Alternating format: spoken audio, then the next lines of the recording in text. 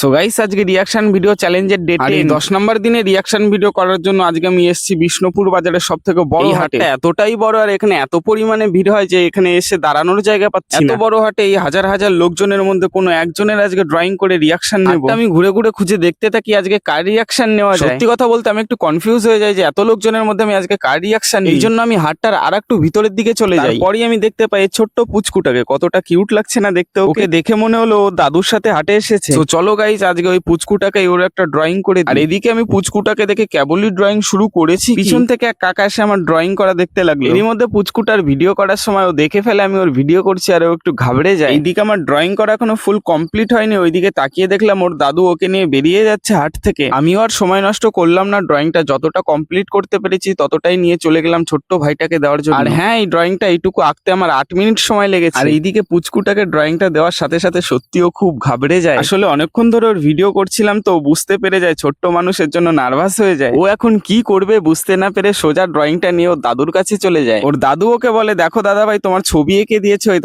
দাদাটাকে একবার thank you বলে দাও। পিছন থেকে আরেক কাকা উঠে এসে ড্রয়িংটা দেখে ছোট্ট পুচকুটাকে বোঝাতে লাগে যে তোকে দেখে কেবলই তো ড্রয়িংটা করলো। যাই হোক, ছোট মানুষ তো একটু ভয় পেয়ে গেছে, যার জন্য আমি ওর সাথে আর জোর করে বেশি কথা বললাম না। আচ্ছা, পুচকুটাকে দেখে আমি 8 মিনিটের মধ্যে ড্রয়িংটা কতটা ঠিকঠাক আঁকতে পারলাম তোমরা কিন্তু অবশ্যই কমেন্ট করে জানিও। সো গাইস, আজকে ডে 10 এর রিয়াকশন ভিডিওটা এভাবেই ফুল কমপ্লিট হলো। দেখা হচ্ছে গাইস পরের দিন ডে 11 এর নতুন কোনো লোকেশনে নতুন কারো রিয়াকশন নিয়ে। ততক্ষণ সবাই ভালো থাকবেন, সুস্থ থাকবেন, টাটা।